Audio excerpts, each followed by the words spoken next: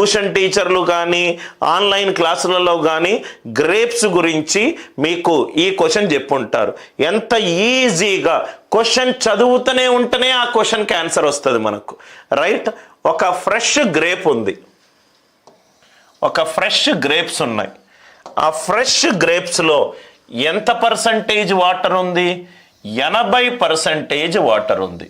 Fresh గ్రేప్లో 80% water ఉంది. అంటే మిగిలిన 20% ఆ ఫ్రెష్ గ్రేప్లో ఏముంది? రైట్, పల్ప్ ఉంది. అంతే కదా సార్? 80% వాటర్ ఉంది అని అంటే ఒక ఫ్రెష్ గ్రేప్స్ నా ముందు, రైట్, ఒక చిన్న పాత్రలో ఫ్రెష్ గ్రేప్స్లో 80% వాటర్ ఉంది. అంటే ఫ్రెష్ గ్రేప్స్ మొత్తము 100 పార్ట్స్ కనుక అవుతే 80 పార్ట్స్ ఏంటి సార్? వాటర్. 80% ఏంటి? వాటర్. అంటే మిగిలిన 20% ఏంటి సార్? అది పల్ప్. అదేంటి సార్? పల్ప్. ఇది అందరికీ అర్థమైంది కదా సార్? మళ్ళీ ఇంకో పాత్రలో డ్రై గ్రేప్స్లో 10% వాటర్ ఉంది, 10% వాటర్ ఉంది. ఇంకో పాత్రలో, రైట్, నాకు డ్రై గ్రేప్స్ ఉన్నాయి, 10% వాటర్ ఉంది. 10% వాటర్ ఉందంటే 90% ఆ మొత్తం ఉన్న డ్రై గ్రేప్స్లో 90% ఎంత ఉండాలి? రైట్, పల్ప్ ఉండాలి. రెండు పల్ప్కే సమానం. ఒక పాత్రలోనేమో 80% వాటర్ ఉంది, అంటే మిగతా 20% మొత్తంలో 20% పల్ప్ ఉండాలి. ఇంకో పాత్రలోనేమో 10% వాటర్, 10% వాటర్ అంటే మిగిలిన 90% పల్ప్. క్వశ్చన్లో ఏమన్నాడు? గ్రేప్స్ ఎంత ఇచ్చాడన్నాడు? 500. అంటే 2 into fresh grapes weight is equivalent to 9 into 500. Weight ఎంత సార్? దీనికి ఏమేమో చేస్తారు సార్. ఆన్సర్ ఎంత? 2250. అసలు దీనికి సింగిల్ స్టెప్ ఆన్సర్. ఈ సింగిల్ స్టెప్ ఆన్సర్ని వదిలేసి వాటర్ ఇంత అనుకోండి, మిగిలింది ఎక్స్ అనుకోండి, ఎందుకు సార్? అది కొంచెము మ్యాథ్స్ని పక్కన పెట్టి ఒక్కసారి ఆ క్వశ్చన్ని ఊహించుకోండి. నాకు పాత్రలో 80% వాటర్ ఉంది.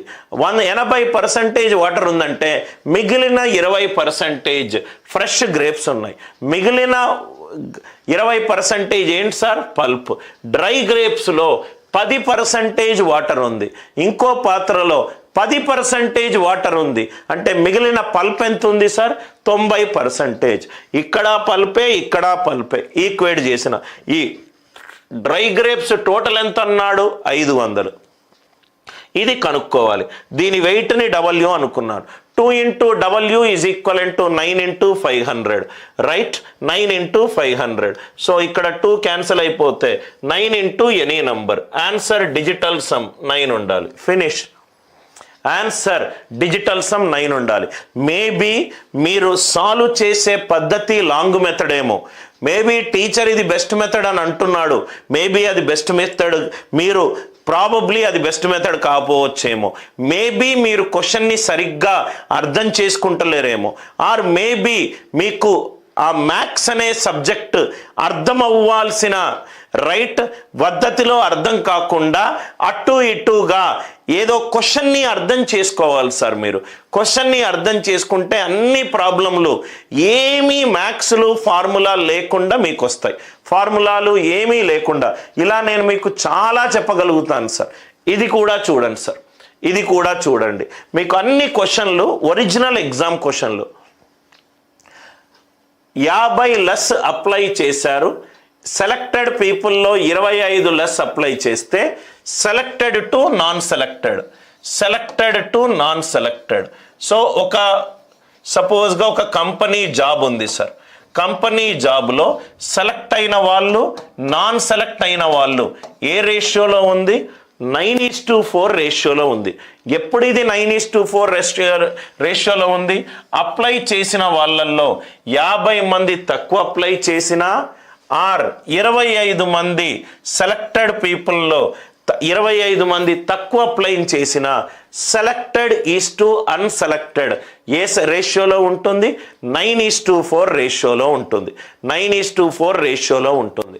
మొత్తము ఎంతమంది క్యాండిడేట్స్ అప్లై చేశారు? Selected is to unselected. నవ్వు వస్తుంది సార్ కొంతమంది సాల్వ్ చేసేది.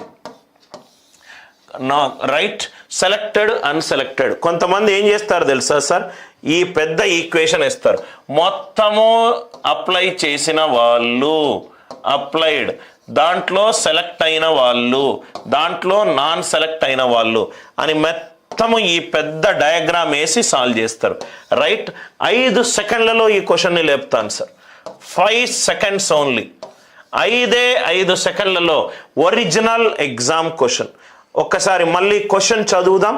నాకు క్వశ్చన్ కరెక్ట్గా అర్థమవుతే ఆన్సర్ ఆటోమేటికల్గా వస్తుంది సార్. ఏమన్నాడు ఈ క్వశ్చన్లో, ఎంతమంది క్యాండిడేట్స్ అప్లై చేశారు? ఇప్పుడు సపోజ్గా అనిల్ నాయర్ క్లాసెస్లో ఒక జాబ్ పోస్టింగ్ ఉంది అని అనుకుందాం. 100 మంది అప్లై చేశారు. సెలెక్ట్ అయిన వాళ్ళు 10, రిజెక్ట్ అయిన వాళ్ళు ఎంతమంది? 90. అంటే మొత్తం అప్లై చేసిన వాళ్ళు ఎంతమంది? Number of selected plus number of not selected. అంతే కదా సార్, సెలెక్ట్ అయిన వాళ్ళు ప్లస్ నాన్ సెలెక్ట్ అయిన వాళ్ళు, సెలెక్ట్ అయిన వాళ్ళు, రిజెక్ట్ అయిన వాళ్ళు, మొత్తాన్ని కూడితే కదా సార్ మొత్తం అప్లై చేసిన వాళ్ళు వస్తుంది. సో ఇక్కడేమో 2 ఉంది, ఇక్కడేమో 1 ఉంది. సెలెక్ట్ అయిన వాళ్ళు, రిజెక్ట్ అయిన వాళ్ళను ఈ ఇద్దరిని కూడితే ఎంతమంది వస్తారు? అప్లై చేసిన వాళ్ళు వస్తారు. 2 + 1 ఎంత? 3. అప్లై చేసిన వాళ్ళు 3 మల్టిపుల్, అప్లై చేసిన వాళ్ళు 3 మల్టిపుల్, అప్లై చేసిన వాళ్ళు 3 మల్టిపుల్, అప్లై చేసిన వాళ్ళు 3 మల్టిపుల్. క్వశ్చన్లో నేను ఏ ఆన్సర్ ఆప్షను చేంజ్ చేయలేదు. ఒరిజినల్ ఎగ్జామ్ క్వశ్చన్ని కరెక్ట్గా చదివితే రైట్ వచ్చు సార్. మరి మోర్ దాన్ 1 ఆప్షన్ 3 మల్టిపుల్ ఉంటే అది కూడా మీకు డౌట్ వస్తే పైన ఇంకా చదవలేదు నేను, ఓన్లీ సెకండ్ స్టేట్మెంటే నాకు అర్థమైంది. ఆ సెకండ్ స్టేట్మెంట్ నుంచే నాకు సొల్యూషన్ వచ్చింది. ఒక జాబ్కి సెలెక్ట్ అయిన వాళ్ళు, రిజెక్ట్ అయిన వాళ్ళు, సెలెక్ట్ అయిన వాళ్ళు, రిజెక్ట్ అయిన వాళ్ళు కూడితే ఏమవుతుంది? మొత్తం అప్లై చేసిన వాళ్ళు వస్తుంది. ఇది 2, ఇది 1 అంటే అప్లై చేసిన వాళ్ళు 3 మల్టిపుల్ అయి ఉండాలి. 3 మల్టిపుల్ ఒక్కటే ఒక ఆప్షన్ ఉన్నది. అందుకే లాజికల్ వే ఆఫ్ లెర్నింగ్ని మనం నేర్చుకోవాలి సార్. మరి 2 ఆప్షన్స్ గనక 3 మల్టిపుల్ ఉంటే 50 మంది తక్కువ అప్లై చేస్తే సెలెక్టెడ్ అన్సెలెక్టెడ్ ఏ రేషియోలో ఉన్నది? 9:4. 50 మంది తక్కువ అప్లై చేస్తే, 50 మంది అప్లై చేసిన వాళ్ళలో 50 మంది తక్కువ అప్లై చేస్తే నాకు వచ్చిన రేషియో ఎంత అన్నాడు? 9:4 అన్నాడు. అప్లై చేసిన వాళ్ళలో 50 మంది తక్కువ అప్లై చేస్తే 375లో 50 మంది తక్కువ అప్లై చేస్తే 375 - 50 ఎంత? 325. Answer 13 multiple. 9 + 4 ఎంత? 13. ఇక్కడ గనక 3 మల్టిపుల్ ఆన్సర్ ఆప్షన్లో ఉంటే దాని నుంచి 50 తీసేయండి, వచ్చిన ఆన్సర్ 13 మల్టిపుల్ అయి ఉండాలి. వచ్చిన ఆన్సర్ 13 అదే స్టేట్మెంట్ అన్నాడు. 50 తక్కువ మంది అప్లై చేస్తే ఆన్సర్కి సెలెక్టెడ్కి అన్సెలెక్టెడ్కి వచ్చిన రేషియో ఎంత? 9:4.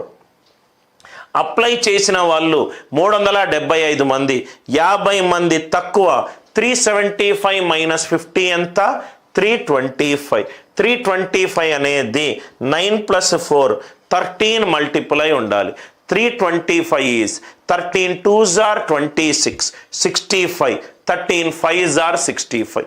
అందరికీ లాజిక్ అందరికీ అర్థమైందిగా. చాలా క్వశ్చన్లను మనము అతి ఈజీగా మేబీ ఈ పద్ధతి తెలియకుండా, మేబీ ఈ